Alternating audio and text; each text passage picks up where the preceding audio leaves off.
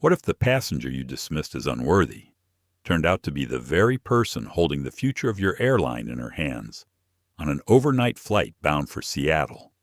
Dr. Maya Collins, a brilliant black woman, CEO of a cutting-edge tech firm, stepped into a first-class cabin she had more than earned. But instead of respect, she was met with suspicion, hostility, and open humiliation. A flight attendant questioned her ticket. A fellow passenger sneered at her very presence, and security was called, as though her success could only be a fraud. What they didn't know was that Maya had designed the very system keeping their airline alive, and that night, as servers collapsed and flights across the nation began to fail, she was the only person who could stop the chaos. But here's the real question. When prejudice collides with power, who truly pays the price? And how does one woman turn humiliation into a reckoning that rewrites the rules forever? Stay with us, because this story will take you from the quiet humiliation at a gate to a press conference that shook an entire industry.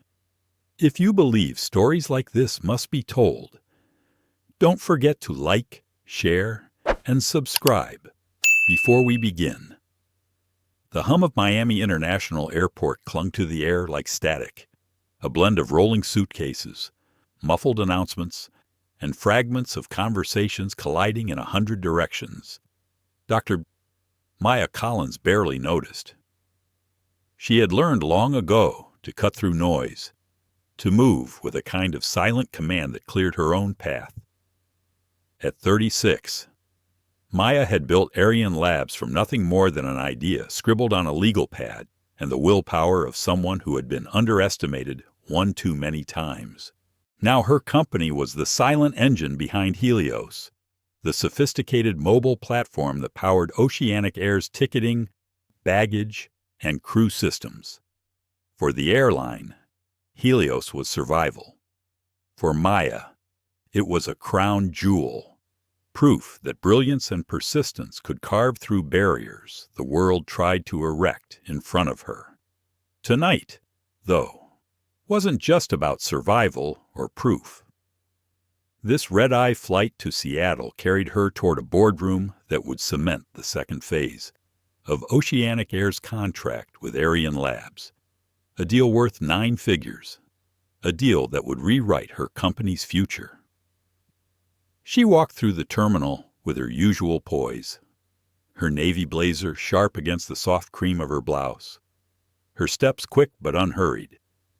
In one hand she carried a slim leather briefcase, in the other a boarding pass glowing from her phone screen. Oceanic Air Flight 762. First class. Seat 2A. The ticket had been booked directly by Oceanic Air's corporate office.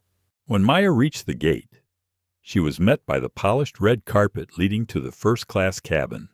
No lines, no fuss. A soft welcome after 18 months of relentless work.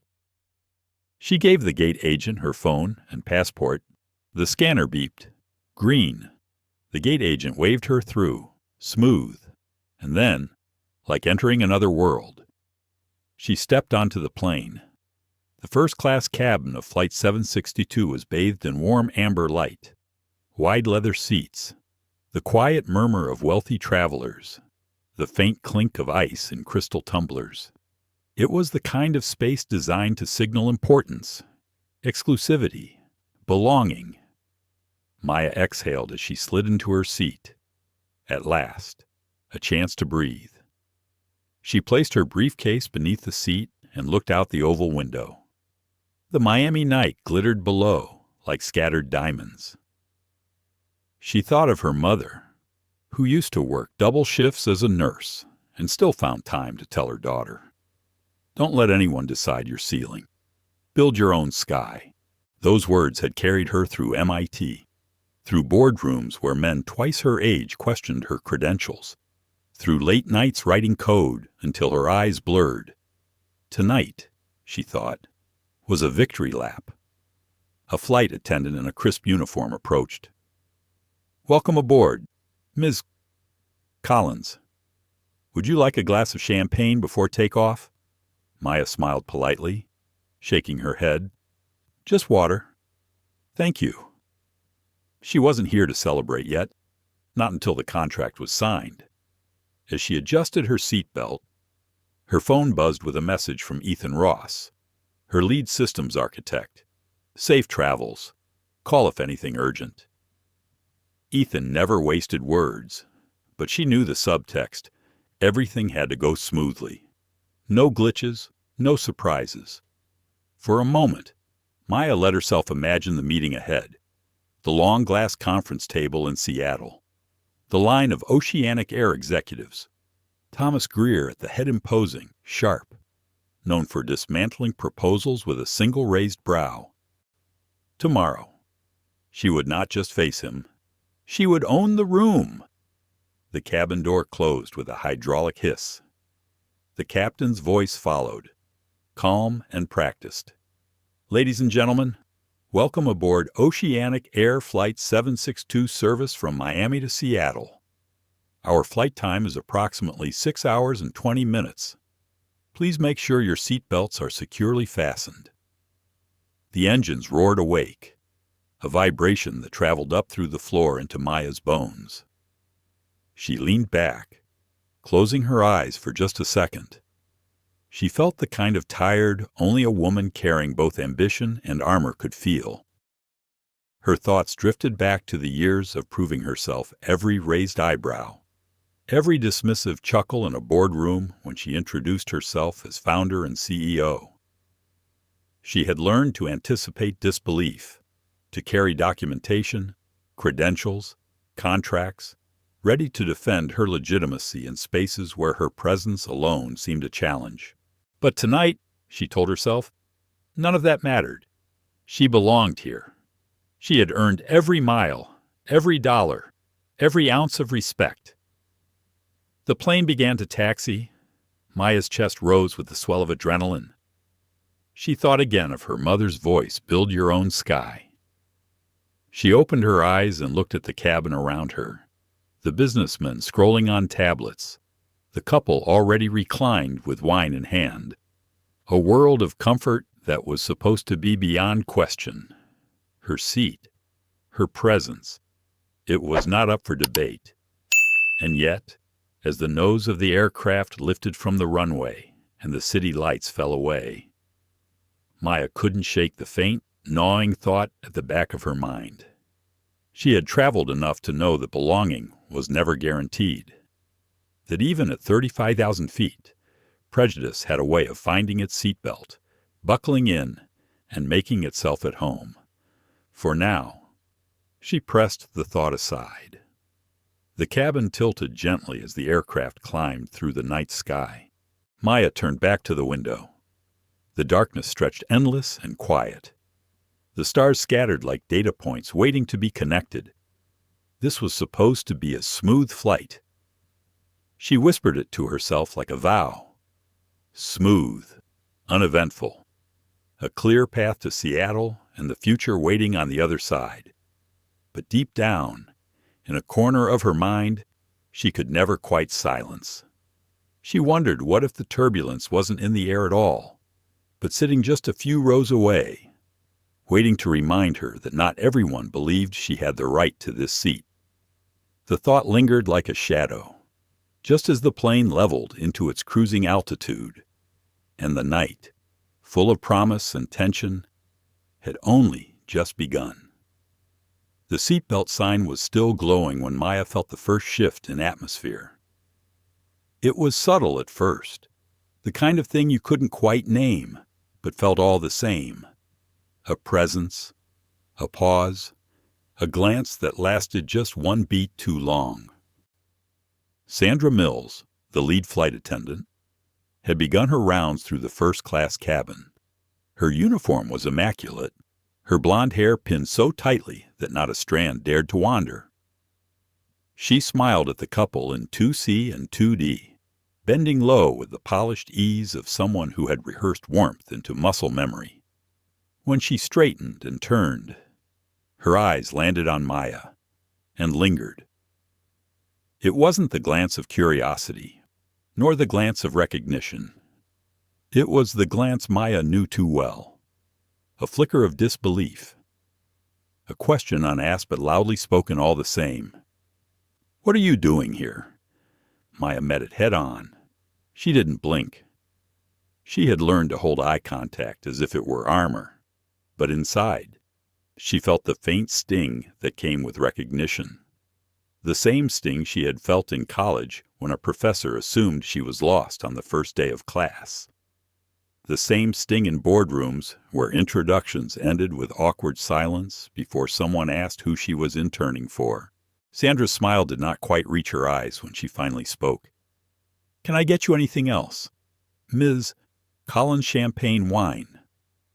Perhaps a menu for dinner. Water is fine," Maya said evenly. "Thank you." Sandra nodded, but the pause between her nod and her departure was long enough to feel like punctuation.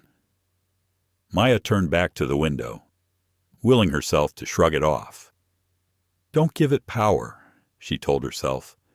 "You're here for something bigger." But as she watched the reflection in the glass, she could see Sandra still standing near the galley, whispering to another attendant. Both of them looked toward Maya, then quickly away. A flicker of laughter, a small shake of the head. Her stomach tightened. She shifted in her seat, trying to reclaim calm.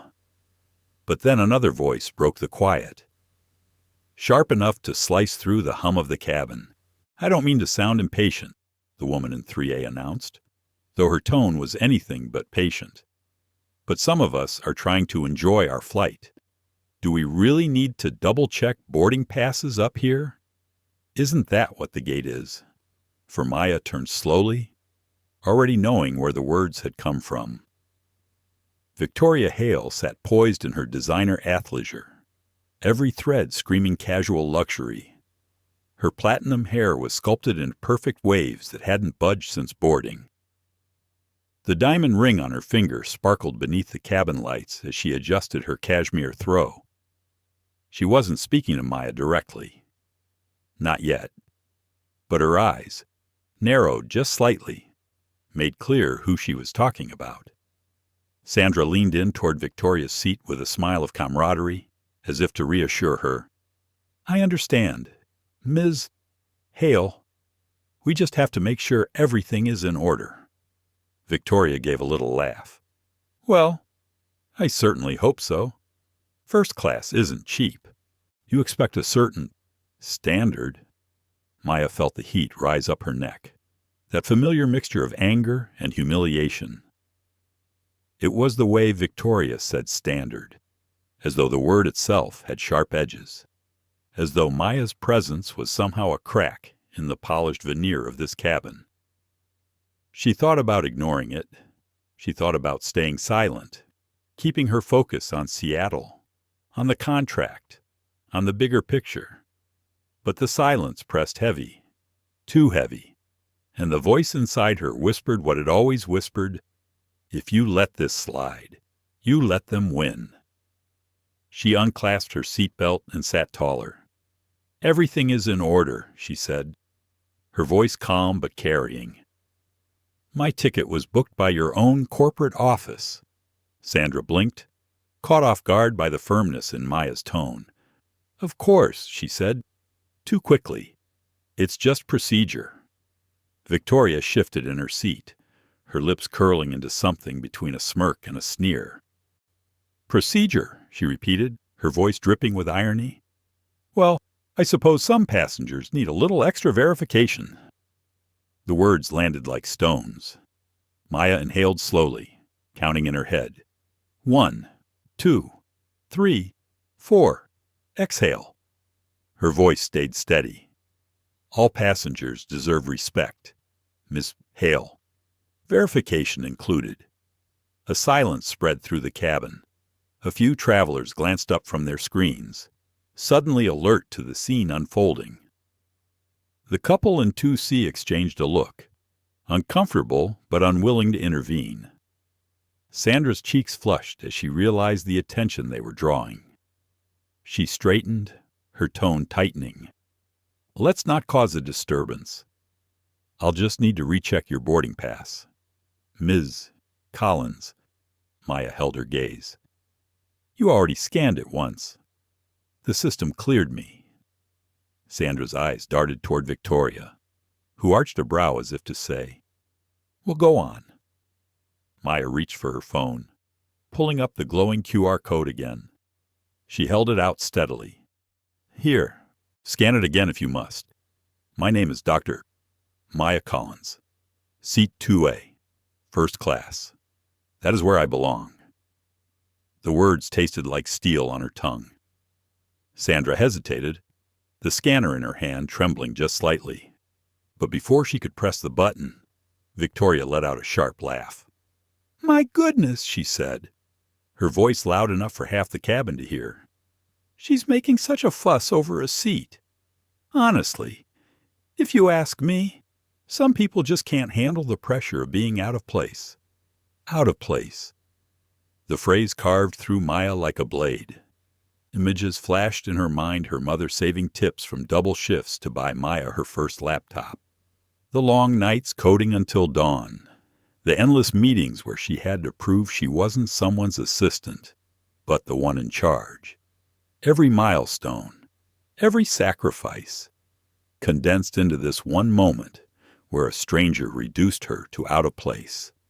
Her chest tightened for a heartbeat. She considered compliance handing over the pass, smiling through clenched teeth, letting the moment pass. The pragmatic part of her mind whispered that she couldn't risk missing the flight. Too much was on the line. But another voice rose, louder, stronger. The voice that had carried her through years of doubt and dismissal. The voice that said if you yield now, you give them permission to define you. She set her jaw. "I am not out of place," Maya said clearly, her voice cutting through the hush of the cabin. "I am in my seat. I am on my flight. And I will not be diminished because it makes someone else more comfortable." The words hung in the air, heavy and unyielding. Victoria's smirk faltered, replaced by a flicker of something sharper anger, maybe even fear of being challenged so openly. Sandra's lips pressed into a thin line, her authority wavering in the face of Maya's calm defiance. The silence stretched until the captain's voice crackled overhead. "Ladies and gentlemen, we've reached our cruising altitude of 35,000 feet. The seatbelt sign has been turned off. You are free to move about the cabin." The irony was not lost on Maya. Free to move, and yet somehow, still chained by prejudice. She leaned back slowly, her pulse steadying, but her mind refused to rest. This was only the beginning. She could feel it in the marrow of her bones. The glances, the whispers, the accusations they weren't finished. And neither was she. For now, she turned her eyes to the darkness outside. The stars scattered like distant fires. She reminded herself why she was here, why she had to endure. A contract, a future, a system that needed her hands, her code, her mind, and beneath it all, a truth she carried like a shield. No one, not Sandra, not Victoria, not anyone, had the right to tell her where she did or didn't belong. The night pressed on, silent but charged. The battle lines, though invisible, had been drawn, and Maya knew the real turbulence had yet to begin. The cabin had settled into a low hum, the kind of background noise that was meant to soothe travelers into forgetting they were hurtling across the sky in a metal tube. Laptops glowed softly. A few conversations blended into a polite murmur. The couple in 2C clinked wine glasses. On the surface, everything was calm, but Maya could feel the eyes. It wasn't everyone.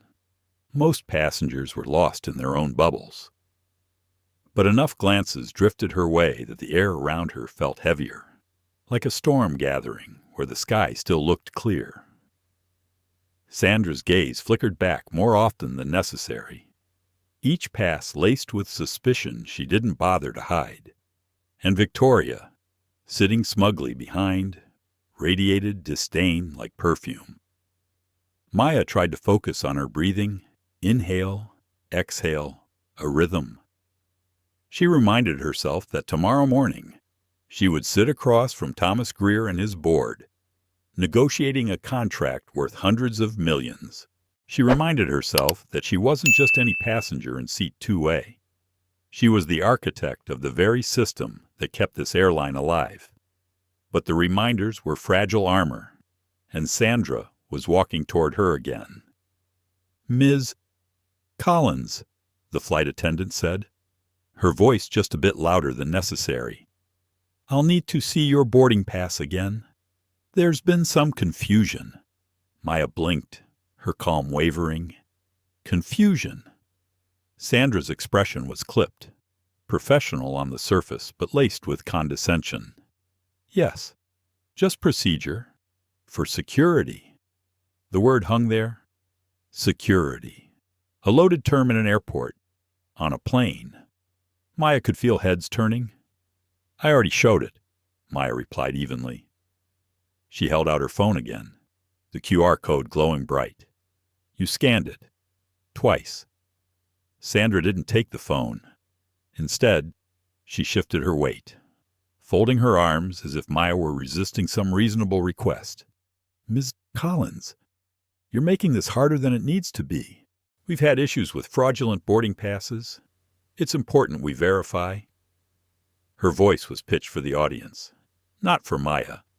It was performative, a public service announcement disguised as authority.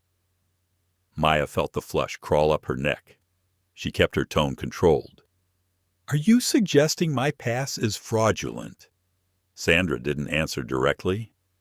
"I'm suggesting that some people try to access first class when they don't belong here. It happens."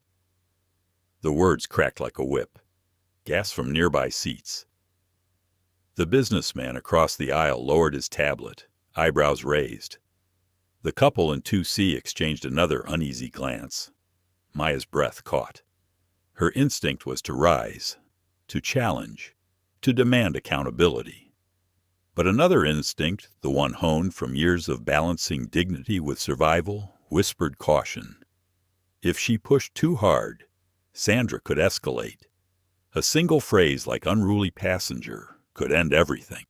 Before she could respond, Victoria's voice sliced through. "Oh, for heaven's sake," Victoria said, leaning forward so her words carried. "We all know what's happening here. Some people think a phone screen is enough to waltz into first class. I pay for Diamond Elite status so I don't have to deal with this." A ripple of discomfort spread through the cabin. No one spoke up. No one challenged her. They just listened, watched, let it unfold. Maya turned to face Victoria fully, their eyes locked.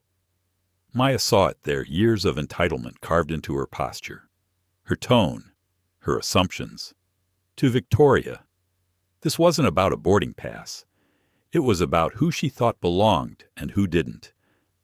"Excuse me," Maya said, her voice low but sharp enough to cut through the air. Victoria tilted her head, faux innocence dripping from her smile. "I'm just saying what everyone's thinking." Everyone's thinking. The words hit harder than Maya expected. They echoed in the silence, filling the space with a terrible suggestion that Victoria wasn't alone, that maybe others silently agreed. Maya looked at Sandra, who stood frozen, caught between retreat and escalation. The attendant's authority was thin, but her pride was thick, and Maya could see her digging in. "Please step to the galley with me, Ms. Collins," Sandra said finally. "We can resolve this quietly, as though what had just happened wasn't already public, as though humiliation could be contained by moving her out of sight." Maya stayed seated, her voice dropped, deliberate, commanding. "No. You can verify my ticket right here. You can scan it again. My name is Dr. Maya Collins, Seat 2A. This is my flight. The firmness of her tone sent another ripple through the cabin. Passengers shifted, sensing the weight of the standoff. Sandra's cheeks flamed. She glanced toward the galley, then back at Maya, then toward Victoria, who crossed her arms in satisfaction. The balance tipped toward escalation. "Ms. Collins," Sandra said, her voice tight, "if you refuse to comply, I will have no choice but to report this as a disturbance." A disturbance. The word was a weapon. In the context of a plane, it carried the power of law enforcement, of headlines, of consequences that reach far beyond this cabin. Maya felt her stomach clench. This wasn't just about a seat anymore. This was about control, about whether she would let herself be paraded down the aisle like a criminal, her dignity stripped in front of strangers. She steadied herself. Her tone was quiet, but each syllable landed like stone. "I am not the disturbance here," Sandra faltered. But before she could reply, Victoria leaned back in her seat, her voice dripping with smug triumph. "Well, I, for one, would like to get some peace and quiet. Can we move this along?"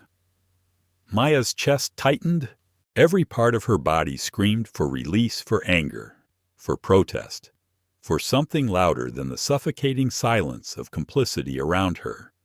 But she knew that fury, unleashed in this cabin, could cost her everything. Her mind split in two. One side cataloged the stakes, the contract, the system, the lives depending on her work. The other side burned with the weight of history, with every moment she had swallowed indignities to keep moving forward. Her heart pounded. She thought of her mother again, the words whispered like a lifeline. "Build your own sky." She inhaled slowly, then exhaled. When she finally spoke, her voice was like glass, clear and sharp. "You will not erase me, not here, not tonight." The silence that followed was absolute.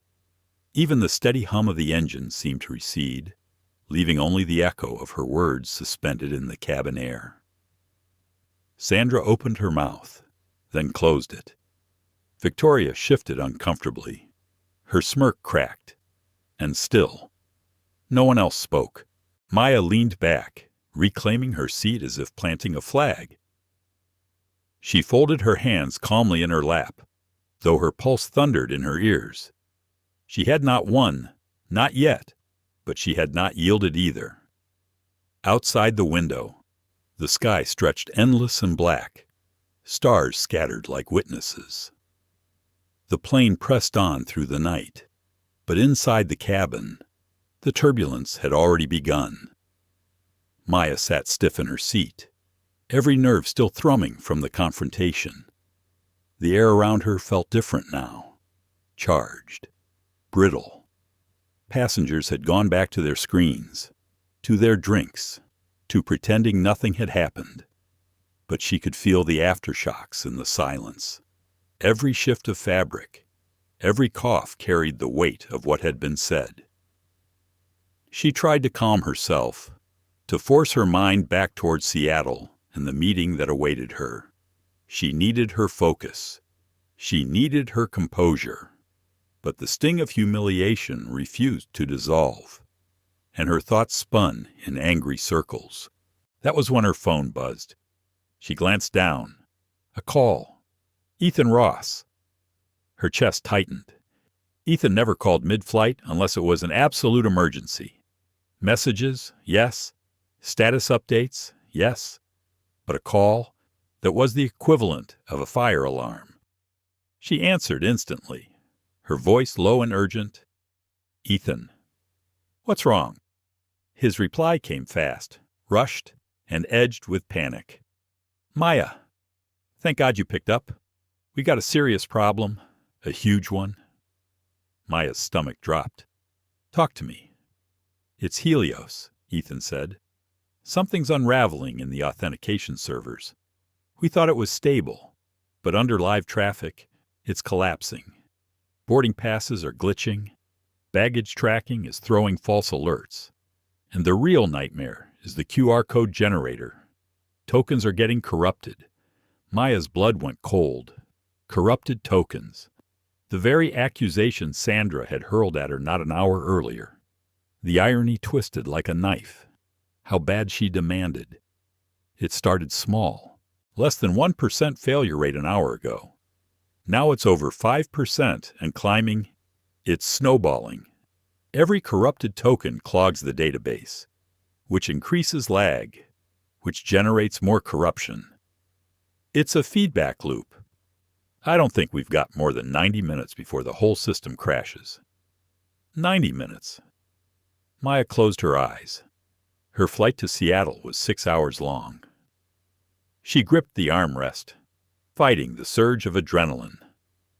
"The patch," she said. "The redundancy protocol we designed for Phase 2. That fixes it." "Yes," Ethan said quickly. "But you know the problem. It requires a kernel-level override from the Seattle hub. Physical access. Only you have clearance. We can't deploy it remotely without tripping the airline security locks."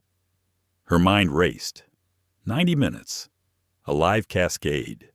Flights already delayed. Customers stranded. Oceanic Air's fragile recovery teetering on collapse. "What symptoms are passengers seeing?" she asked. "Glitches on bookings. Hang-ups at payment. Bags flagged as lost when they aren't. But the real panic's at the gates. Boarding passes are failing. Scanners can't read them. Crews are holding flights. We've already had 3 grounded in New York and Boston." Maya opened her eyes, staring at the darkness beyond the window. She could almost picture it. Airport terminals in chaos. Lines of furious travelers. Agents helpless behind frozen screens. The Phoenix Project had nearly broken air off Vista in the other story she remembered from years past. Now Helios threatened to do the same to Oceanic. She rose slightly in her seat, whispering into the phone. "Ethan, isolate the failing servers. Shunt traffic to the secondary nodes, even if it causes delays. Buy me time. Keep the system breathing." "I'll try," Ethan said. "But Maya, where are you? You should already be in Seattle. Why aren't you here?" She swallowed hard, her jaw tightening. "I'm on Flight 762, Miami to Seattle." But I was detained. What his voice cracked through the line. "By the crew," she said, bitter steel in her tone. "They accused me of having a fraudulent ticket. A flight attendant refused to verify me. They humiliated me in front of the cabin. For a moment." Ethan was silent. Then he exhaled sharply, almost a laugh, but one edged with disbelief. "You're kidding. Please tell me you're kidding." "I wish I were," Maya said. "But listen to me. That doesn't matter now. What matters is that if I don't get to Seattle, this airline collapses." Ethan's voice dropped. "Steady now." The panic tempered by the clarity of crisis. "Then you need to make them understand. You need to get to that hub." Maya nodded, even though he couldn't see her. "Keep the servers alive as long as you can. I'll handle the rest." She ended the call and sat frozen, her phone still clutched in her hand. Her heart pounded so loud it drowned out the engine's hum. She looked around the cabin. Sandra stood near the galley, talking quietly with another attendant, glancing at Maya as though expecting her to be the problem again. Victoria lounged with her blanket pulled up. Smug satisfaction painted across her face. Neither of them knew. Neither of them had the slightest idea that the woman they tried to push out of place was the only one holding their world together. Maya's fury burned hotter. She wanted to stand and shout it, to tell them all that while they questioned her right to sit in this seat, the system under their wings was collapsing. That while they whispered and doubted, she was the one who could save them. But shouting would solve nothing. She needed precision. She needed control. She glanced at her briefcase tucked beneath the seat. Inside was the patch, the kernel-level override, a drive she had prepared for tomorrow's board meeting, now the only lifeline between oceanic air and financial ruin. The irony made her jaw ache. She was the solution, yet she was treated as the problem. Her mind sharpened. She had endured humiliation before. She had survived bias, dismissal, disbelief. But tonight was different. Tonight, the stakes were not just her dignity, but the survival of a corporation, the fate of thousands of passengers, the future of her own company. She whispered to herself, a vow as much as a reminder. They don't know who they're dealing with. Not yet.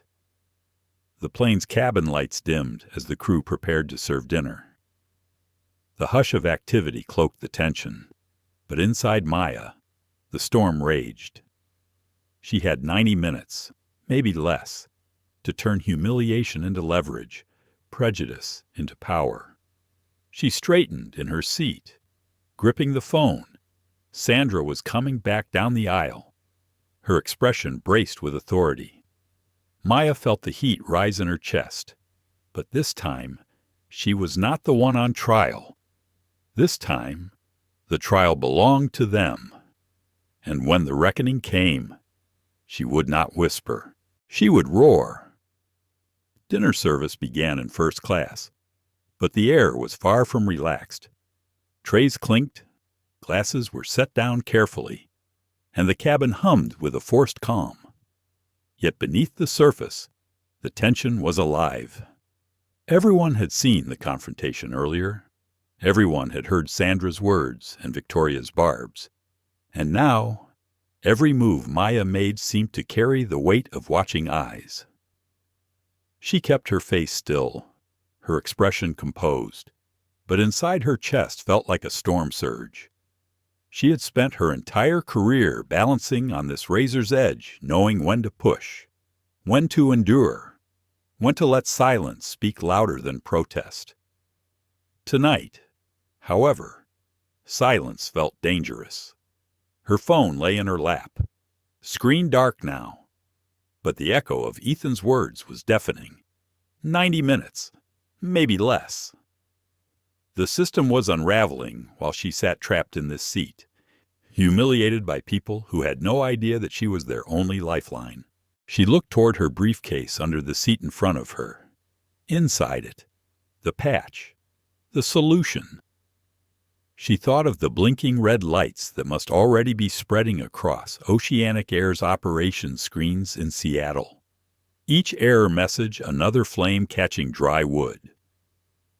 She imagined the COO pacing in panic, executives fielding angry calls, passengers stranded in terminals across the country, all because she was here, pinned not by metal restraints, but by prejudice.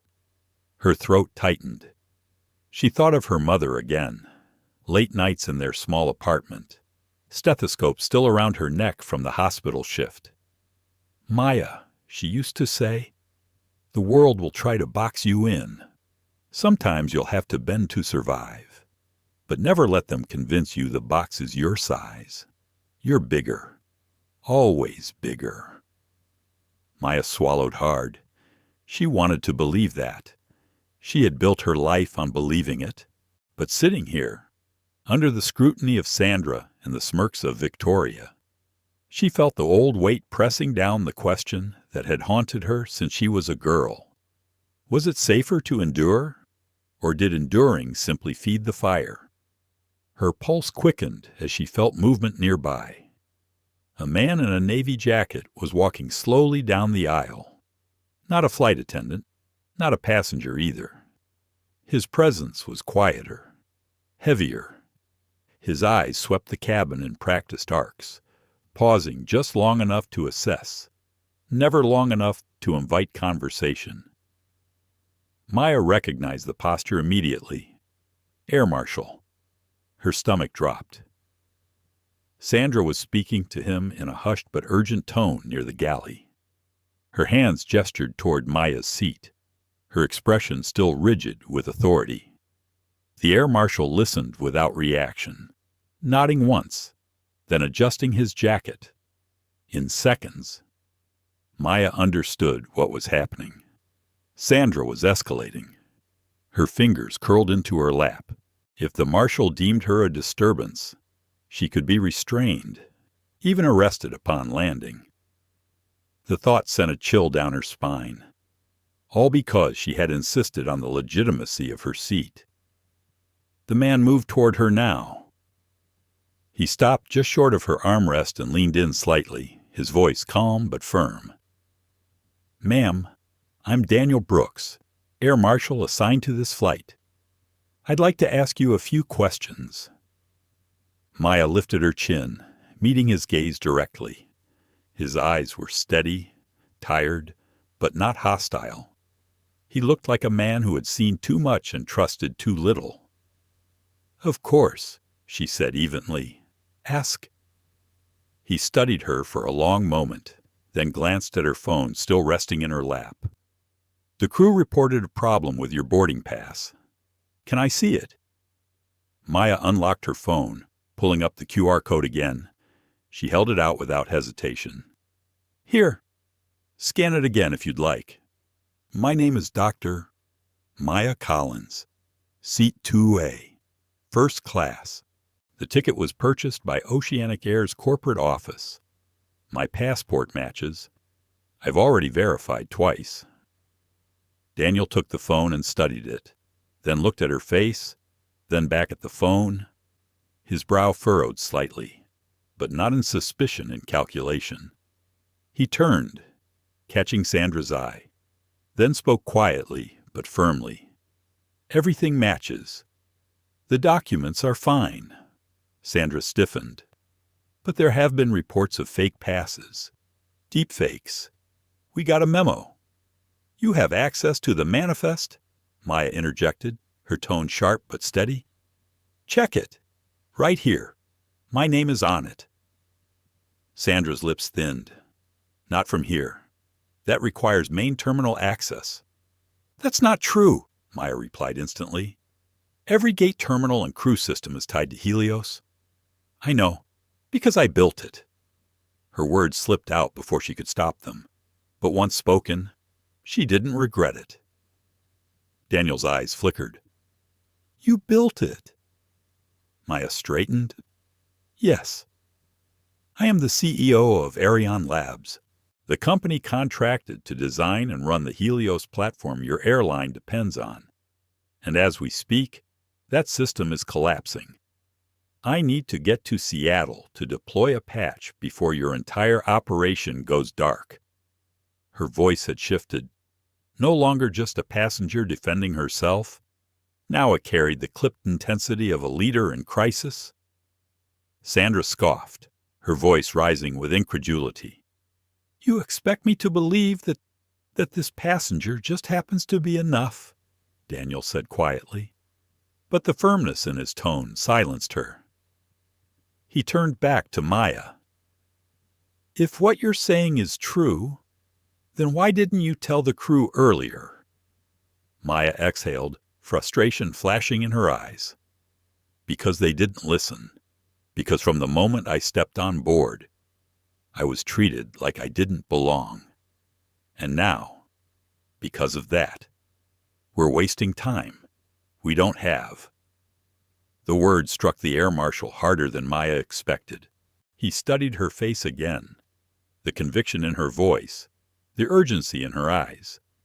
Something shifted in his expression just slightly, but enough. He believed her.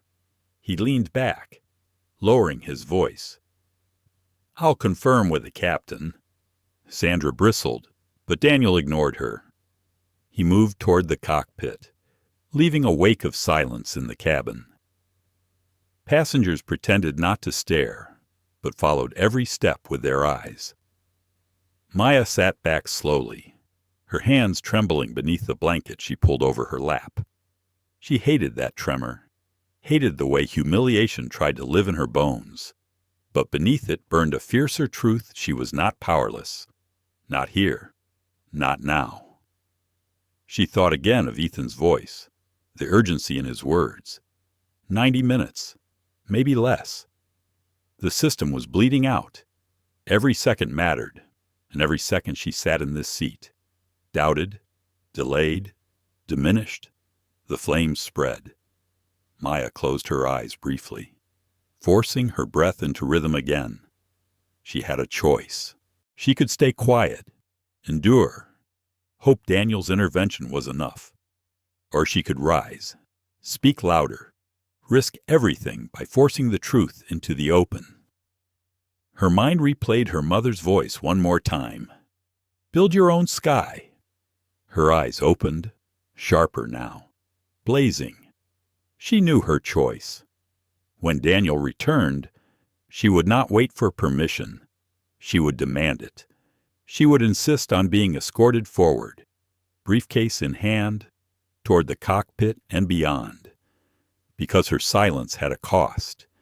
And tonight, that cost was measured not just in dignity, but in millions of dollars, thousands of passengers, and the survival of her company.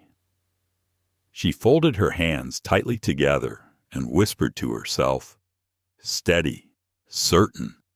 They don't know who they're dealing with, but they will. The cabin lights had dimmed to a soft glow. Trays cleared away. The illusion of calm restored. But Maya sat rigid, her pulse hammering in her ears as she waited.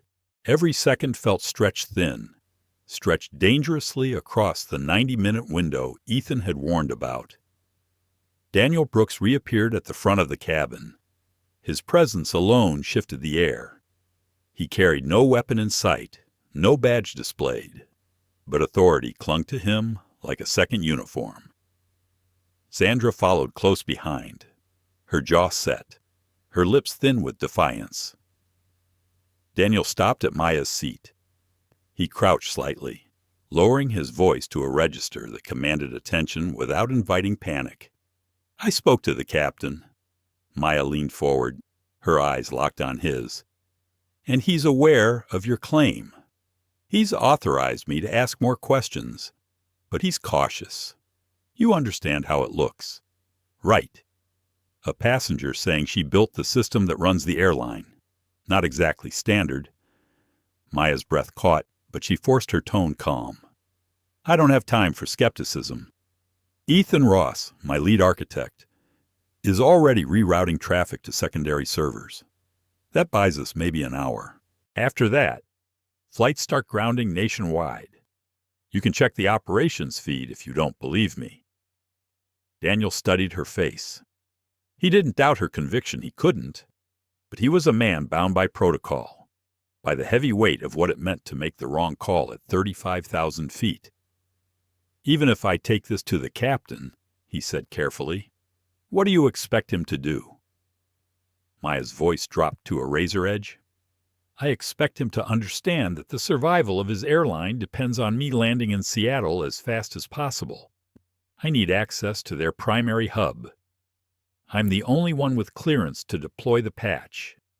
If I miss that window, the system dies, and with it, Oceanic Air's future.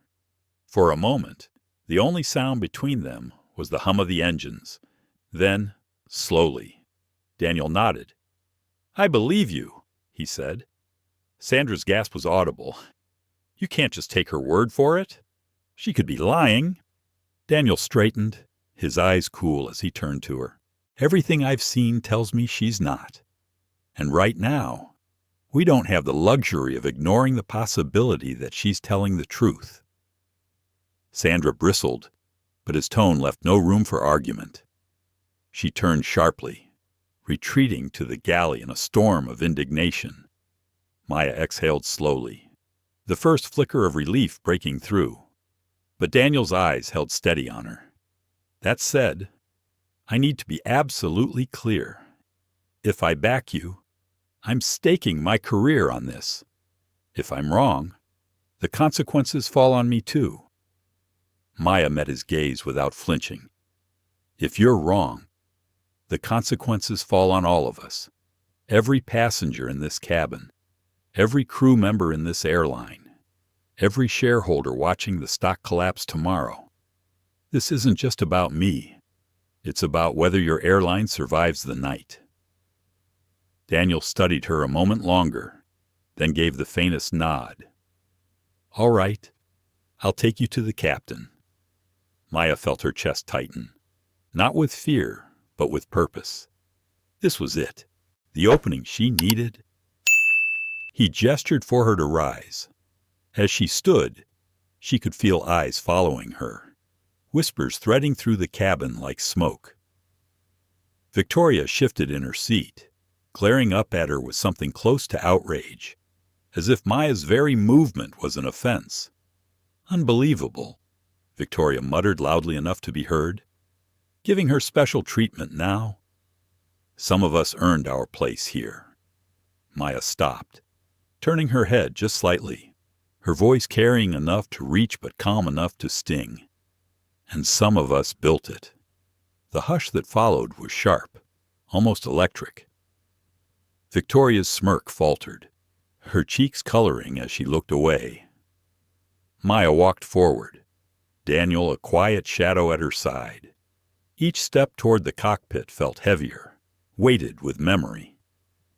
She remembered the university dean who questioned her scholarship, the investors who insisted on speaking to her co-founder instead of her, the clients who assumed she was support staff, not the visionary behind the code. Each memory whispered the same refrain, "You don't belong." But each step she took tonight answered with a louder truth, "I do." When they reached the heavy cockpit door, Daniel keyed his comm and spoke in clipped tones. A moment later, the door cracked open, and a pair of eyes peered out. The captain's voice followed, gruff but steady. "This is highly irregular," he said. "What's going on?" Daniel gestured to Maya. "Captain, this is Dr. Maya Collins, CEO of Airline Labs. She says she's the lead architect of Helios. She claims the system is failing, and only she can stabilize it."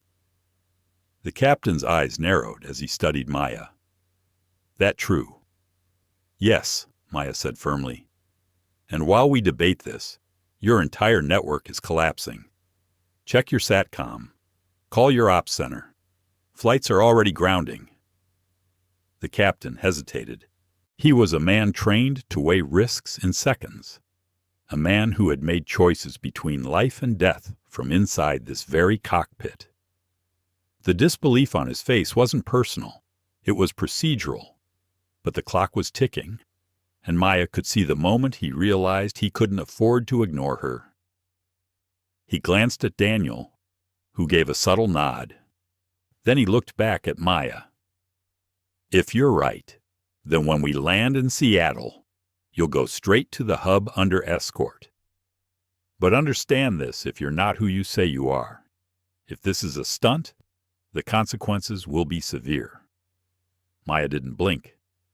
"Captain, if I'm not who I say I am, you won't have an airline left to punish me with." For a moment, silence.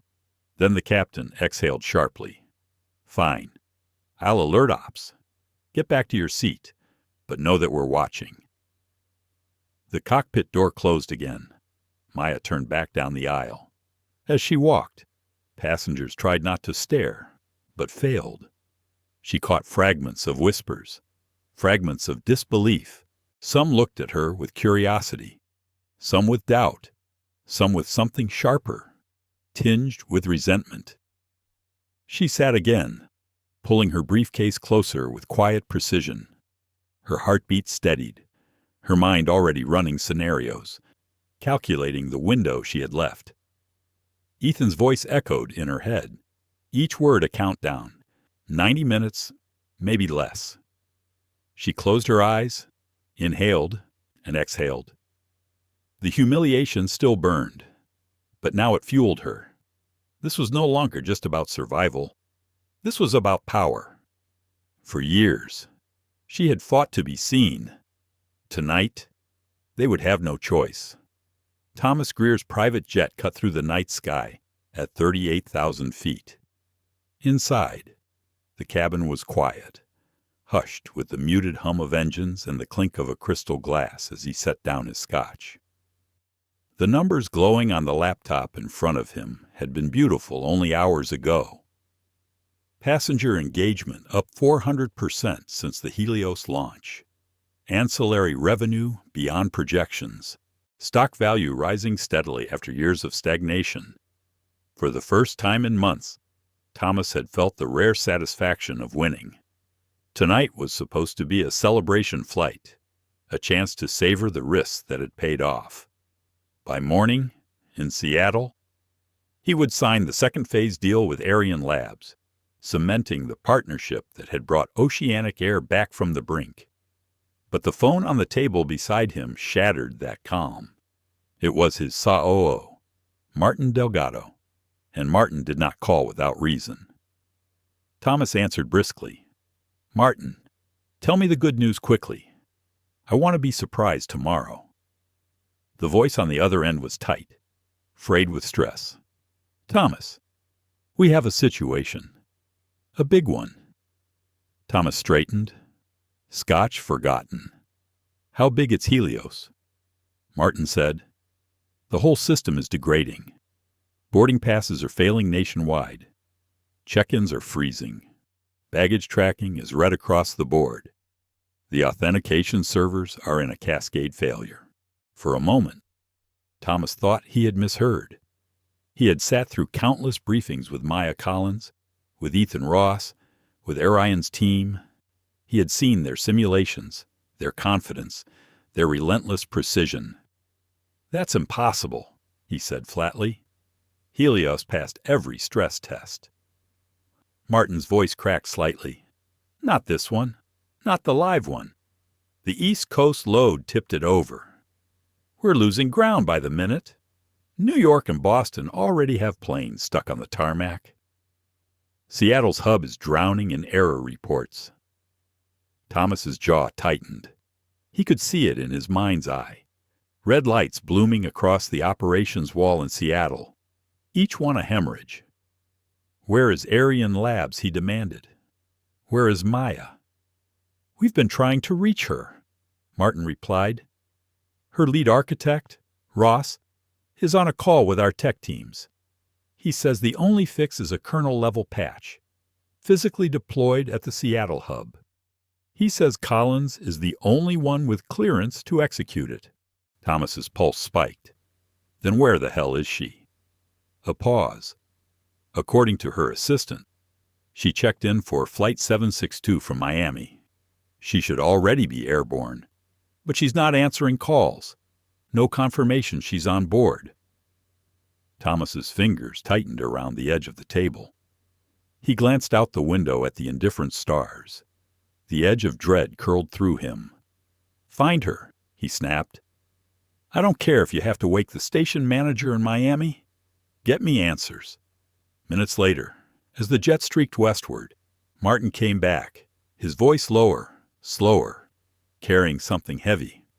"Thomas, we found an incident report." "What kind of incident?" Martin hesitated. "Passenger disturbance. Gate T-17, Miami International. Name on the report, Dr. Maya Collins." The word slammed into Thomas's chest. "Explain." The gate agent claimed her boarding pass was suspicious. Refused to let her through priority boarding. Security was called. She was removed from the line for verification. Silence filled the cabin of Thomas's jet. Even the engines seemed to fade beneath the weight of those words.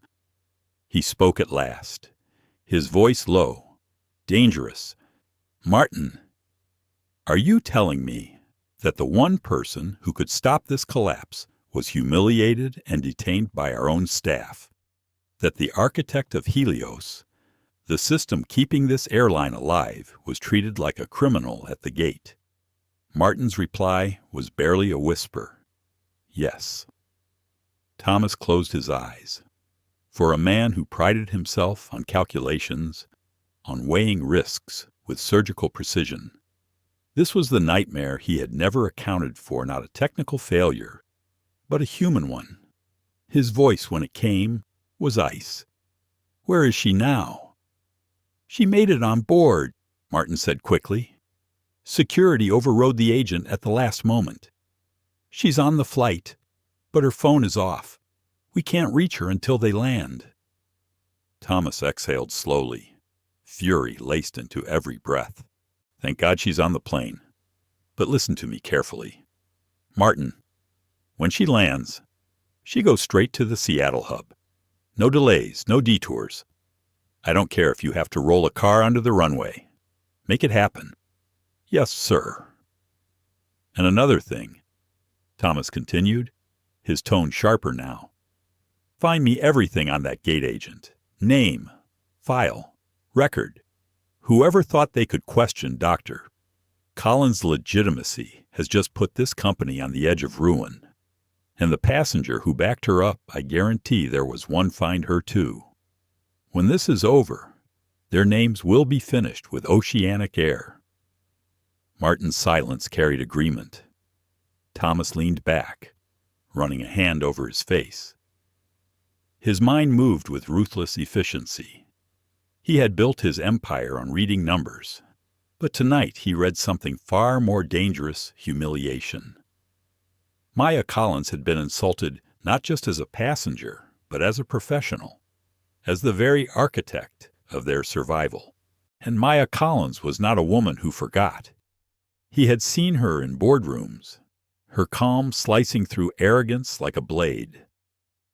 He had seen her stand unmoved before investors who underestimated her. He knew that behind her quiet composure was a spine of steel. And now, his staff had poured fire on that steel. The consequences would not be small. His phone buzzed again. A young analyst from Seattle. Sarah Lynn, her voice trembling with urgency. "Mr. Greer, the operations wall is going red. Flights are grounding one by one. We can't update manifests anymore. The system is bleeding out. Unless Dr. Collins gets here soon, I know," Thomas said sharply. Then, softer, almost to himself, "God help us if we've lost her trust." He ended the call and poured himself another glass of scotch, though his hand shook as he lifted it. The liquor burned down his throat, but it did nothing to steady the chill in his veins. For the first time in his career, Thomas Greer felt the ground tilt beneath him, not because of numbers or risk or markets, but because of something far older, far uglier prejudice.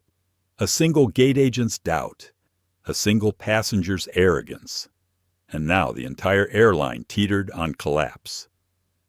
He whispered into the silence, a vow meant only for himself.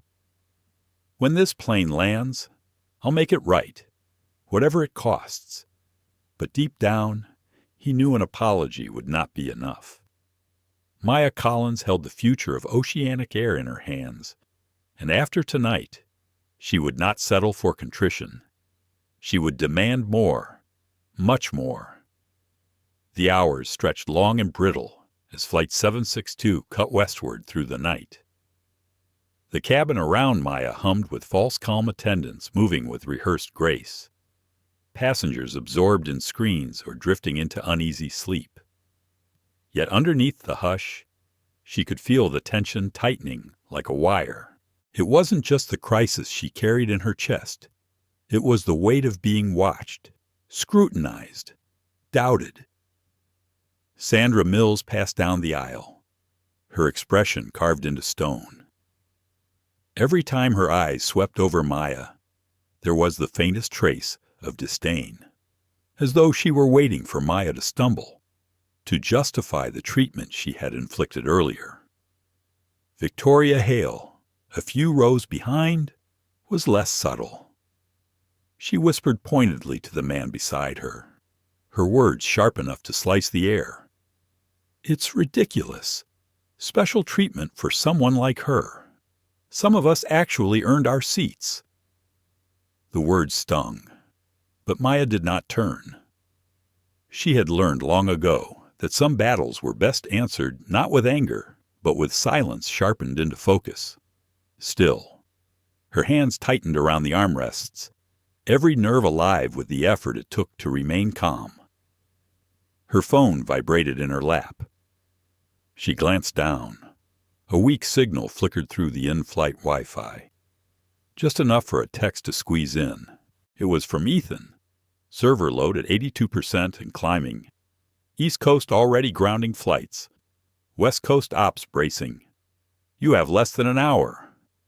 Maya's throat constricted. Less than an hour. She looked out the window. The sky was a dark canvas sprinkled with stars. The land below invisible. Somewhere down there, airports were unraveling screens freezing. Gates backing up. Passengers shouting at bewildered agents. The system she had built with precision and care was eating itself alive, and she was trapped in a seat at 35,000 feet. Her fingers hovered over the keyboard. Hold it together. Isolate secondary nodes. I'll be in Seattle before the hour is out. She hit send, praying the message would escape into the fragile pipeline of airborne Wi-Fi. A hand touched her shoulder. She flinched, then turned. Daniel Brooks stood beside her, his expression steady but edged with urgency. "Captain wants you to know," he said quietly. "We're making up time. Strong tailwinds. If all goes well, we'll be on the ground in under 4 hours." Maya shook her head. 4 hours is too long. We may not have one. Daniel's gaze sharpened. Then tell me exactly what happens if you don't make it in time. Maya lowered her voice. The words clipped. Clinical. Every boarding pass system will lock. Crews will lose the ability to update manifests. Flights will ground nationwide. By morning, oceanic air will have collapsed. Stock wiped out. Reputation in flames. Daniel absorbed her words without flinching. He was used to assessing risk. But this was a scale beyond anything he carried on his firearm or his badge. He studied her face, the unwavering intensity in her eyes. "And you're really the only one who can stop it." "Yes," she said simply. "Because I wrote the clearance keys myself. Because I don't just know the system, I am the system. Without me, it dies." For a long moment, Daniel said nothing. Then he nodded once. "Then I'll make sure nothing stops you from getting to that hub when we land." Maya exhaled, gratitude laced with steel. "Thank you." Sandra's voice cut across the aisle, sharp and indignant. "Marshal Brooks, are you seriously entertaining this fantasy? She's a passenger, nothing more. You're letting her manipulate the cockpit with wild claims." Daniel turned to her, his tone calm but cutting. "Miss Mills, I've been doing this job long enough to know when someone is lying. Dr. Collins is not lying. And unless you'd like to explain to the entire industry tomorrow why you dismissed the woman who built your airline's brain, I suggest you stop obstructing her." A flush crept into Sandra's face. She opened her mouth, then closed it, retreating toward the Gallian silence. Victoria's laugh broke the hush, brittle and cruel. "Oh, this is rich. Playing the victim, spinning fairy tales about saving the airline, and now the marshal's buying it. What's next? A parade in her honor when we land." Maya turned her head just slightly, her voice quiet but resonant. "No parade. Just survival. Yours included." Victoria's smirk faltered, if only for a heartbeat. The cabin settled again, though the air remained taut. Maya pressed her hand against the armrest, grounding herself. She could feel the storm gathering on multiple fronts inside Oceanic's operations center, inside the cockpit, inside her own chest. Her phone buzzed again, one last signal squeezing through. Ethan's words lit the screen. Dallas hub down. Chicago unstable. Maya, if you're not here in 45 minutes, it's over. Her breath caught. 45 minutes. She closed her eyes. For a moment, fear pressed heavy against her ribs. Fear of failure, of being too late, of watching her life's work collapse under her.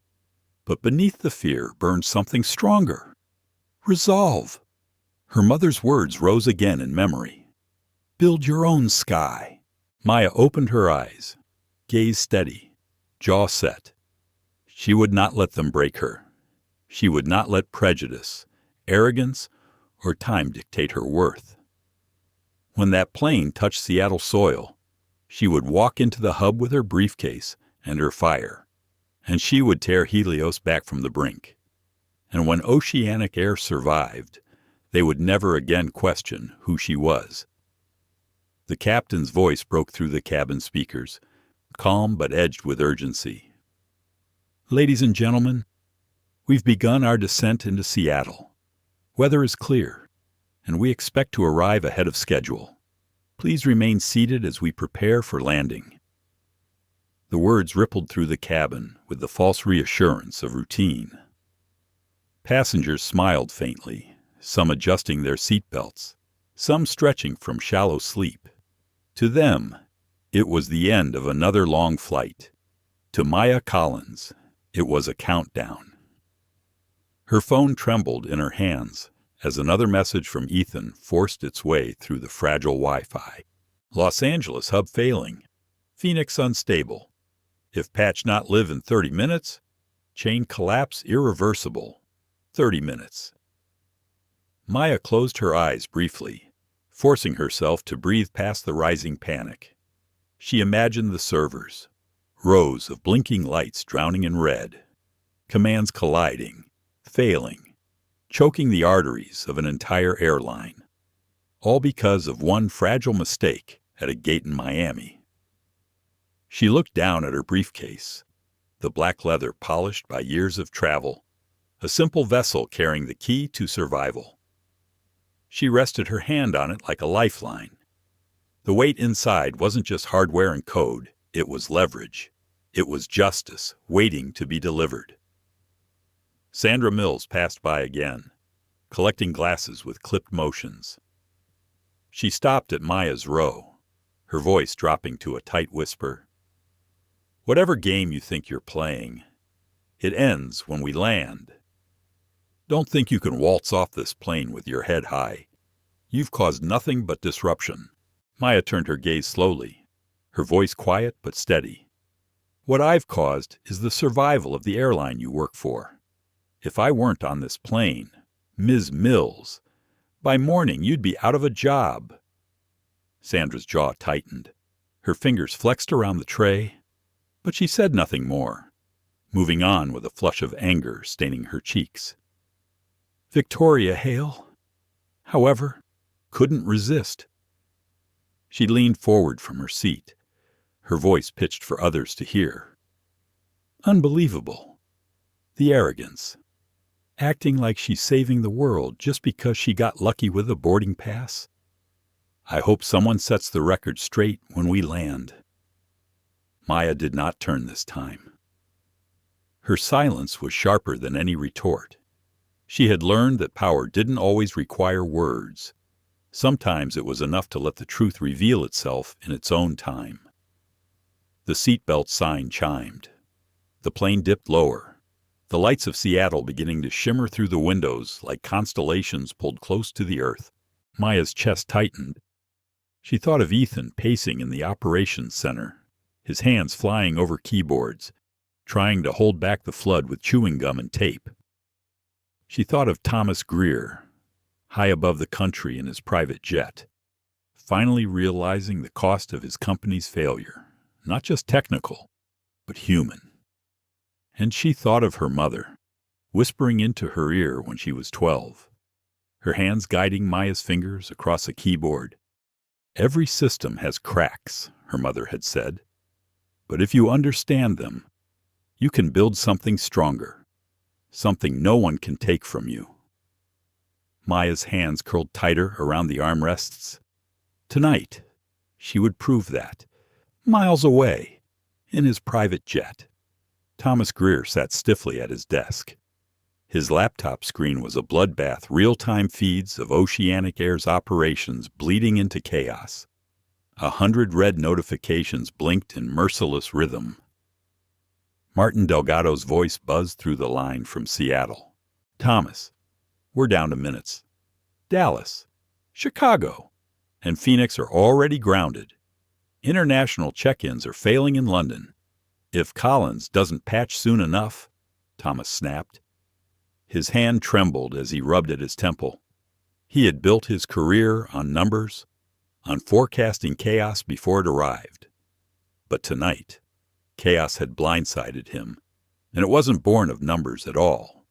It had come from prejudice raw, ugly, small-minded prejudice at a gate. He swallowed hard, his voice dropping to a tone rarely heard from him. Is she confirmed on board? Tell me she's on that flight. Yes, Martin said. Security confirmed she boarded.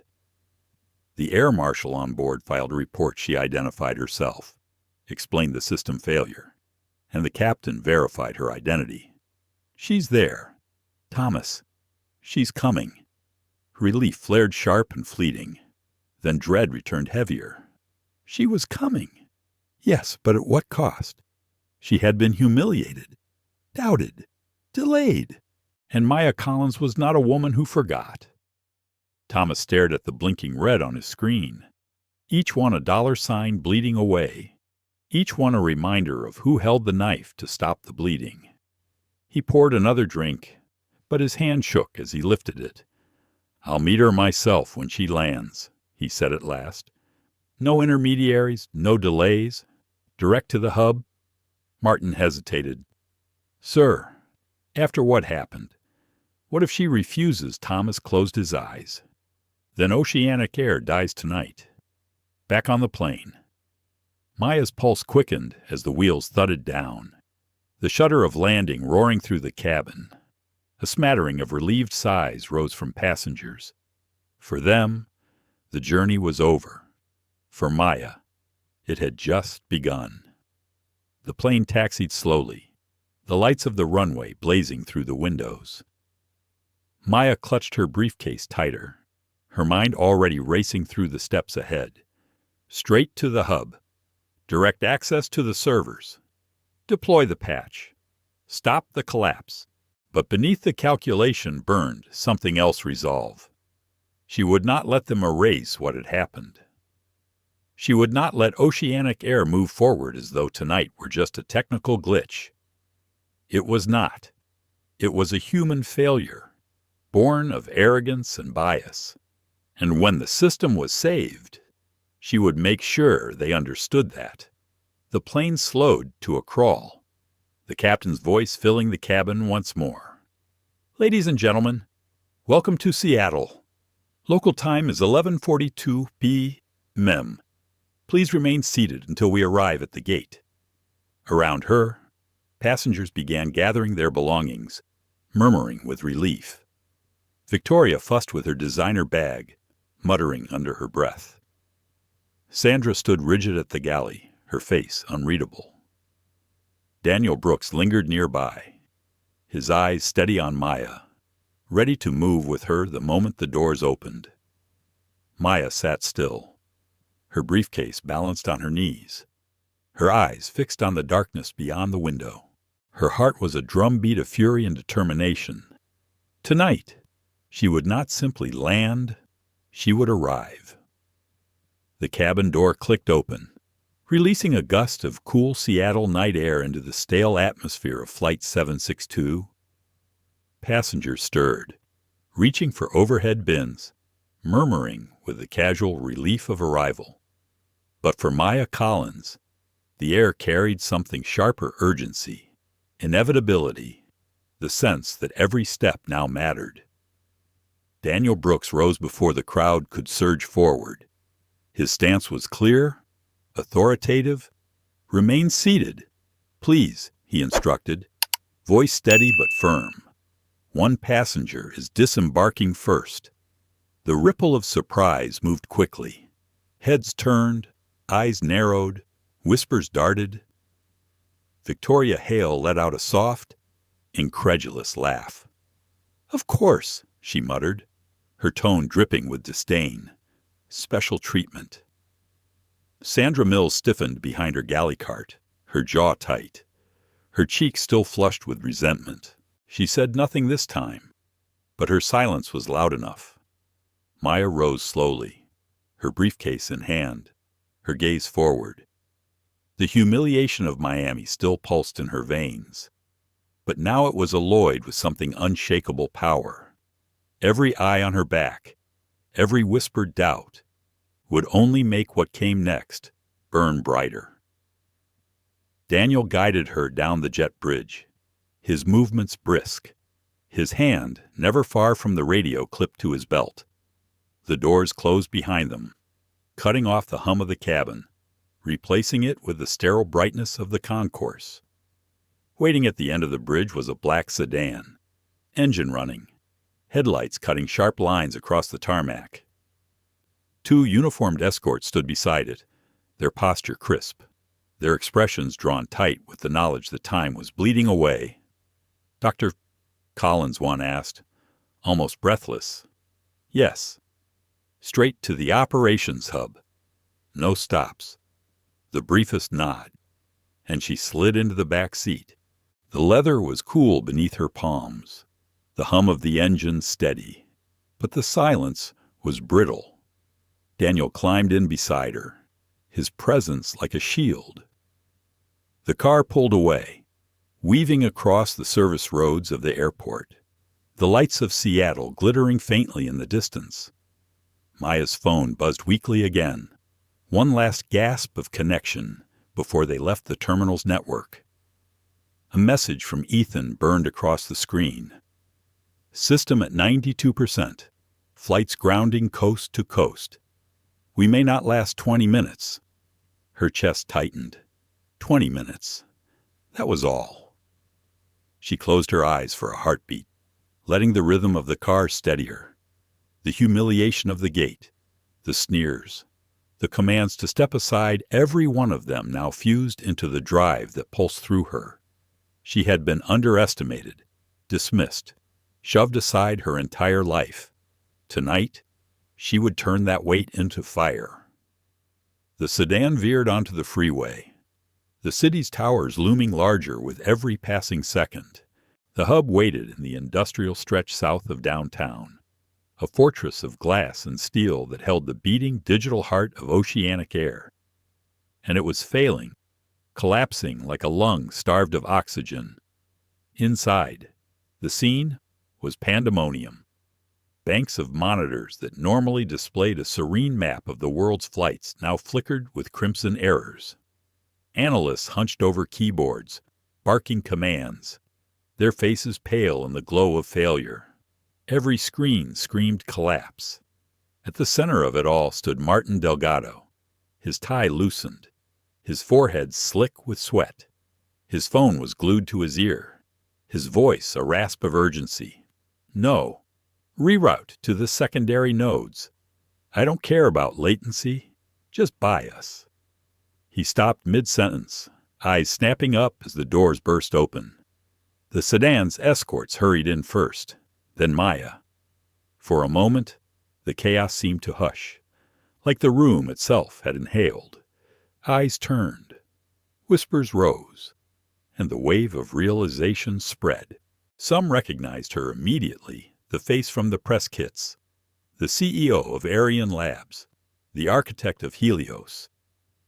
Others knew only the rumor the woman detained at the gate, the passenger who wasn't supposed to belong in first class. Maya strode forward, her briefcase clasped tight, her expression unyielding. She did not look left or right. She went straight to the console at the center of the room. "Clear this station," she said. Her voice wasn't loud, but it carried the weight of command. The engineers glanced at Martin, uncertain. "Do it," Martin barked. Chairs scraped back. Maya set the briefcase on the console, flipping it open with swift precision. The gleam of the hard drive inside caught the fluorescent lights, the patch the one fix that could stop the bleeding. As she connected it, the room seemed to lean closer, as though every person inside understood that the fate of the airline now balanced on her fingers. Before she could begin, the door opened again. This time it wasn't another escort. It was Thomas Greer. He entered without his usual swagger. His suit was still immaculate. His tie knotted perfectly, but his face carried exhaustion carved deep into its lines. He paused at the threshold, his eyes locking onto Maya's. The room seemed to still entirely, the chaos outside the walls muffled into silence. "Maya," he said quietly. No title, no formality, just her name. She did not turn from the console. "You're late." "I know." His voice was rough, stripped of its usual resonance.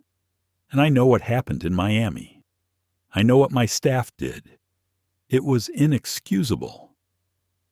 Maya's fingers hovered over the keyboard.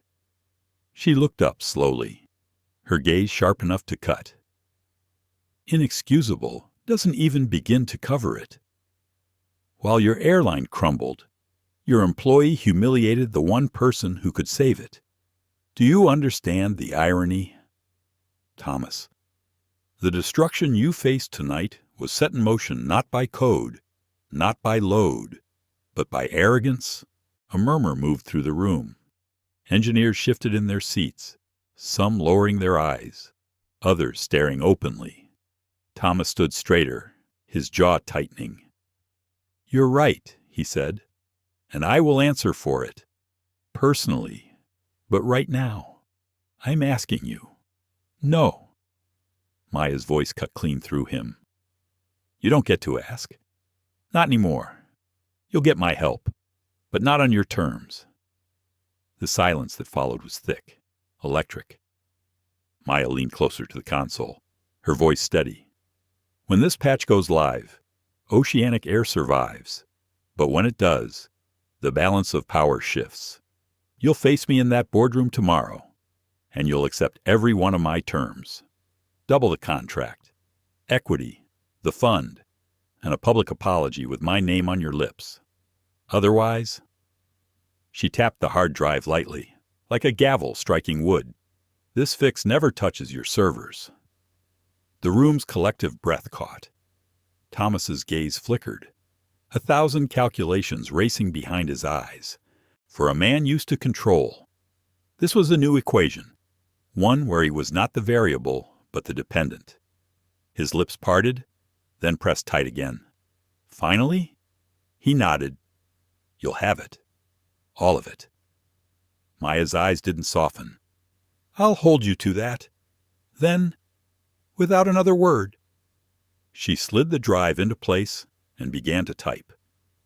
Lines of code spilled across the monitors. Green where there had been red. Stability where there had been collapse.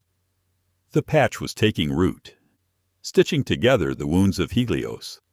And in the silence of that room, as the airline's lifeblood began to flow again, Maya Collins knew one thing with certainty. She wasn't just saving oceanic air. She was taking it. The command line glowed across the screens, cascading strings of code spilling in controlled sequence. Each keystroke from Maya Collins echoed louder than the clatter of the keyboards around her. Engineers leaned forward, watching as the ocean of red on their monitors began to fracture. Patches of green breaking through like islands in a storm. The hum of the servers filled the silence, a low vibration that carried the rhythm of survival. Maya's hands moved with precision. Her mind split between the clinical logic of code and the raw fury still simmering in her chest. Every line she deployed was a stitch in a wound oceanic air had inflicted upon itself. Every correction was proof that she had been right all along, that she belonged not just at this console, but at the very heart of power. Ethan Ross's voice crackled through a speaker from the backup terminal. I'm seeing stability on node 14. Dallas hub is responding. Chicago coming back online. God, Maya, it's working. She didn't pause. Keep monitoring. The cascade won't stop until every authentication pathway is rebuilt. Yes, ma'am. Around them, exhausted analysts began to breathe again. Shoulders uncurled. Fingers stopped their nervous tapping. A fragile hope stirred in the room, though none dared to voice it. At the edge of the room, Thomas Greer stood motionless. His tailored suit was immaculate, but the lines around his eyes were etched deeper than hours earlier.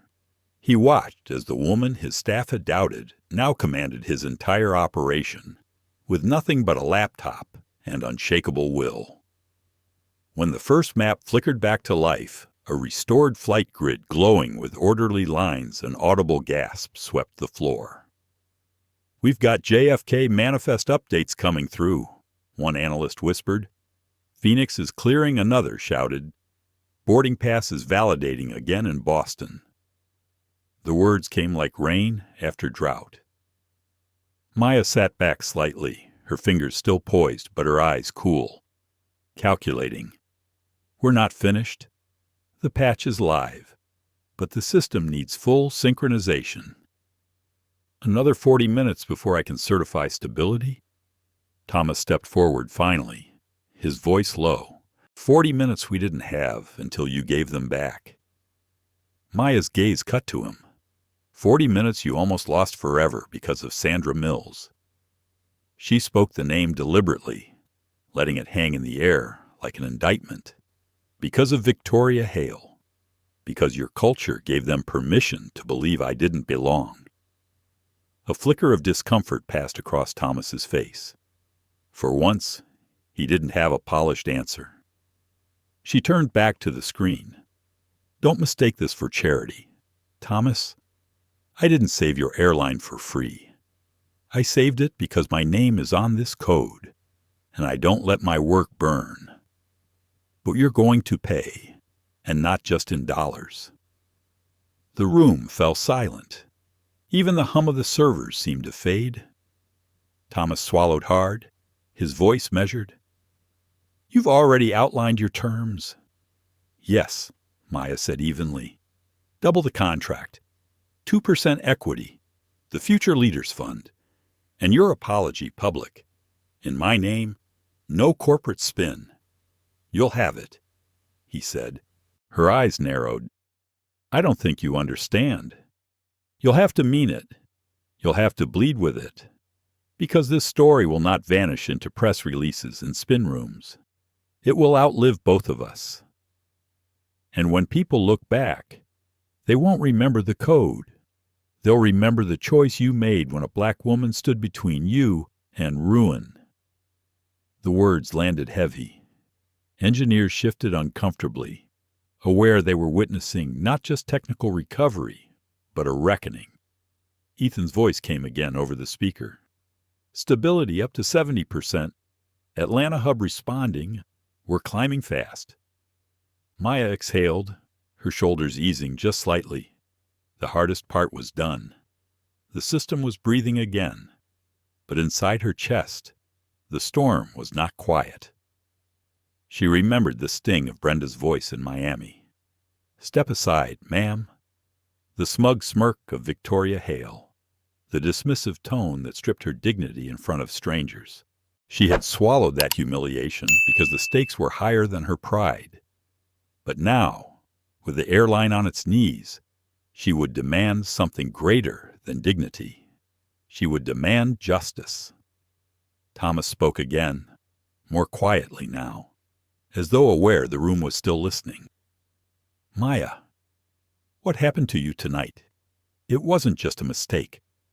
It was a betrayal of everything this company should stand for, and I allowed it to exist under my watch.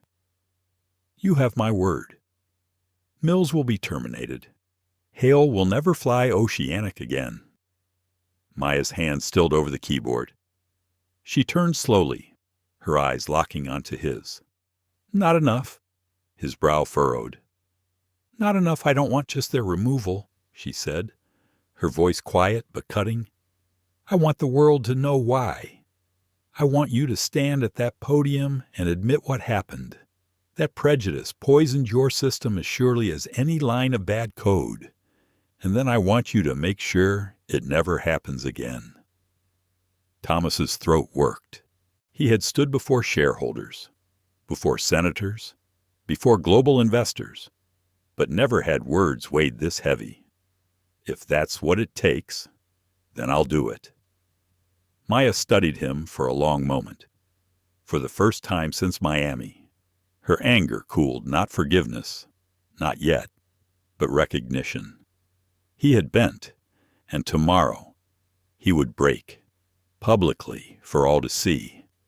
The screens pulsed with green now, the red shrinking, like a tide retreating.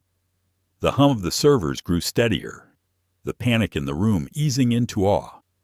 The crisis was not over, but its grip had loosened. Ethan's voice came again, this time tinged with relief. "Stability 92%. Full recovery imminent. Maya, you did it." A murmur of cheers rippled across the floor. Some engineers clapped softly. Others simply sagged in their chairs, the weight of hours of panic lifting. But Maya didn't celebrate. She closed the console, lifted her briefcase, and stood. Her voice was calm, almost cold. "No, we did it. And tomorrow, Thomas will tell the world exactly how." Thomas watched her, his chest tight. For the first time in years, he felt something unfamiliar gnawing at him. Not fear of failure, not the loss of money, but the weight of accountability. Maya Collins had saved his airline, but she had also claimed it. The morning sun cut sharp across Seattle, streaking the glass towers with gold. Outside the hotel ballroom, cameras clicked, microphones jostled, and the press pack pressed forward in restless anticipation. Rumors had swirled all night an outage, chaos at airports, a mysterious passenger pulled from a flight. By dawn, the whispers had merged into one truth. Oceanic Air had nearly collapsed, and only one woman had stopped it. Inside the ballroom, rows of chairs filled quickly. Executives in polished suits lined the front rows, their faces pale from sleepless hours. The air buzzed with the electric tension of spectacle. This was not going to be a typical corporate announcement. At the podium, Thomas Greer adjusted the microphone with hands that betrayed the faintest tremor. For a man known for commanding boardrooms with effortless confidence, the weight of this moment bent his shoulders. He glanced once toward the front row, where Dr. Maya Collins sat, poised and composed, her briefcase at her side. She met his eyes with a calm that unsettled him more than fury ever could. He cleared his throat. "Good morning. Before we begin, I must speak plainly. Last night, Oceanic Air suffered a catastrophic system failure. Flights were grounded, passengers stranded, and the very survival of this airline hung in the balance. But the technical failure was not the only crisis we faced. The room stilled. Every camera light blinked red. Greer's voice dipped lower, stripped of corporate polish. 2 nights ago, at Miami International, one of our most valued partners was humiliated at our own gate. She was accused of fraud, forced aside, and nearly prevented from boarding a flight critical to both her work and our company's survival. This did not happen because of procedure. It happened because of prejudice, and I allowed that culture to fester under my leadership." Gas rippled across the room. Reporters scribbled furiously. Lenses zoomed in. Executives shifted uncomfortably. Greer swallowed hard, forcing the next words. "Dr. Maya Collins is the architect of Helios, the system that powers Oceanic Air. She is the reason our planes move, our schedules hold, our passengers fly safely. And yet, she was told she didn't belong in first class. She was treated as though her presence was suspect because she is a black woman. That was inexcusable. That was on me. He turned then, deliberately, toward Maya. Dr. Collins, on behalf of Oceanic Air, I apologize. But more than that, I apologize as Thomas Greer, the man who failed to see that bias could threaten not only our dignity, but our survival. You saved this airline not only with your brilliance, but with your strength. And today, I promise you this we will change. The room erupted, cameras flashing, murmurs colliding, reporters shouting questions. But Greer raised a hand. Steady now. Effective immediately. He continued. Oceanic Air has doubled our contract with Airline Labs. Dr. Collins will hold a 2% equity stake in this airline. And together, we are establishing the Maya Collins Future Leaders Fund, a $10 million initiative dedicated to supporting black and minority women in technology and engineering. This is not charity. This is survival. Because without voices like hers, we cannot hope to fly. The applause started slowly, then swelled, filling the ballroom with a sound rawer than ceremony. Some executives clapped reluctantly, but many stood, their hands echoing the rhythm of change. Maya rose slowly. The room's attention swung to her as she approached the podium, her heels clicking a steady rhythm across the stage. She placed her hands lightly on the edges of the lectern, her eyes sweeping the crowd, then the cameras, as though she were looking straight through the lenses into living rooms across the country. She began softly, her voice carrying not through volume, but gravity. Last night, I was told to step aside. I was told my presence didn't belong in a space I had earned. That moment was not new to me. It is not new to many people who look like me. But last night, the consequences of that bias nearly destroyed an airline, and that should make all of us pause. The room leaned in. Our systems, whether code or culture, are only as strong as the values they're built on. You can write elegant algorithms, but if you allow prejudice to corrode the foundation, it will fail. Last night, we saw what happens when arrogance and bias collide with responsibility. But we also saw what can happen when accountability finally arrives. Her gaze swept across the executives, then back to the cameras. This is bigger than one airline, bigger than one contract. This is about rewriting the rules, about making sure that when the next Maya Collins stands in line, whether it's at a gate, a boardroom, or a classroom, she is not questioned for who she is, but respected for what she brings. The applause was louder this time, thunder rolling through the ballroom. Maya stepped back from the podium, her composure unshaken, her eyes steady. She had not raised her voice, had not needed theatrics. Truth had carried her farther than rage ever could. In the back of the room, Sandra Mills sat stiffly, flanked by HR representatives. The morning had not been kind to her. She had already been stripped of her badge.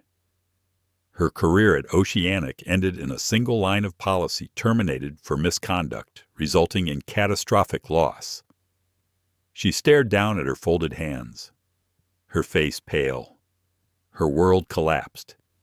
And in a quiet hotel room across town, Victoria Hale scrolled through her phone, her name trending across every platform. Clips of her sneers and cutting words had leaked, turned viral by other passengers. Her inbox flooded with outrage. Her diamond medallion status revoked. Her travel privileges gone. Her reputation shredded in the storm she had helped create. Justice had arrived, swift and undeniable.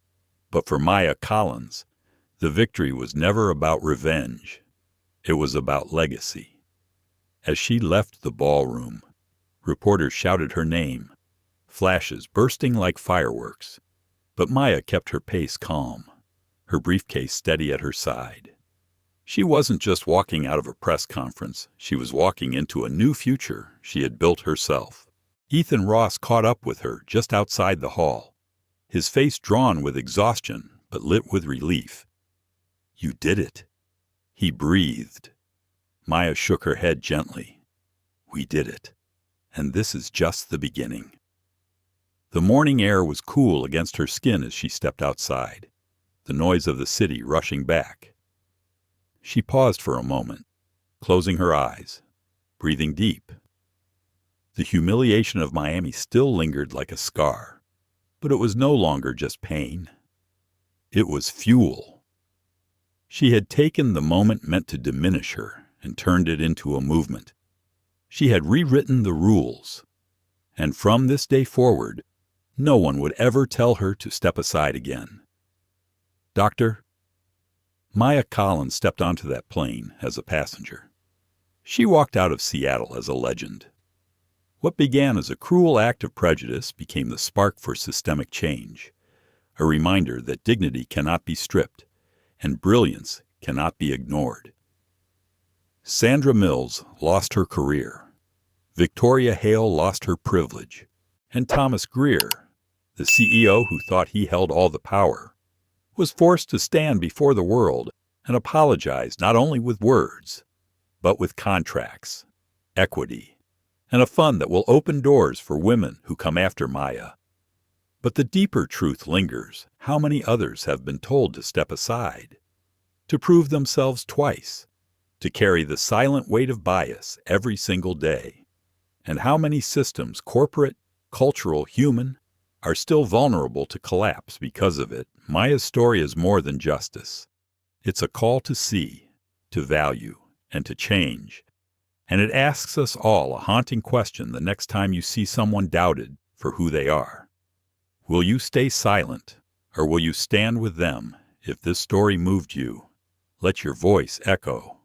Like this video, share it widely, and subscribe for more stories where justice isn't just spoken, it is lived.